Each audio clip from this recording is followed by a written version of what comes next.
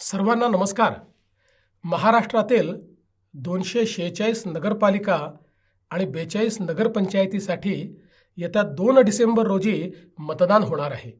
आपल्या नगरपालिका क्षेत्रातून नगराध्यक्ष पदासाठी भाजपचे उमेदवार श्री विनोद गंगणे रिंगणात आहेत. त्यांना आणि त्यांच्यासोबत भाजपच्या सर्व नगरसेवकांना विक्रमी बहुमताने विजयी करावे असे आवाहन मी आपल्याला करतो. आपल्याला माहितीच आहे, भाजप म्हणजे कमळ आणि कमळाचं चिन्ह म्हणजे विकासाची गुरुकिल्ली.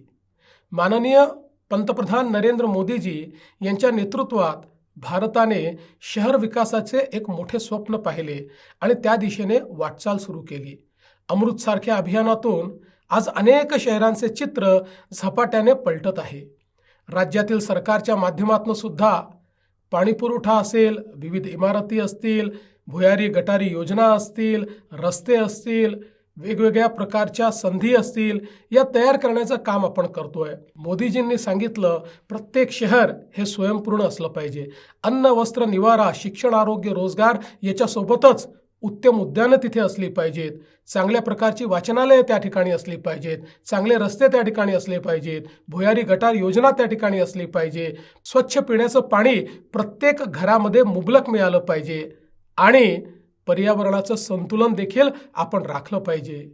कधी नव्हे इतकी प्रचंड विकास कामे आज अनेक शहरांमध्ये आपल्याला होताना दिसत आहेत. विकासाचा परिसस्पर्श झाला नाही अशी एकही नगरपालिका आपल्याला सापडणार नाही. मात्र आम्ही कितीही निधी दिला तरी तो निधी वापरणारे योग्य लोक असले पाहिजे. पारदर्शी पद्धतीनं निधी हा खर्च झाला पाहिजे.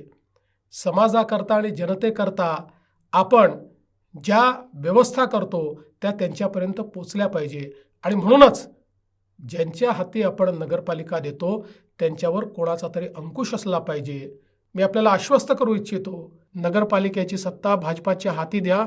मी या नगरपालिकेच्या पाठीशी खंबीरपणे उभा आहे आणि त्याचसोबत त्या नगरपालिकेवर अंकुश म्हणून देखील माझी नजर राहणार आहे.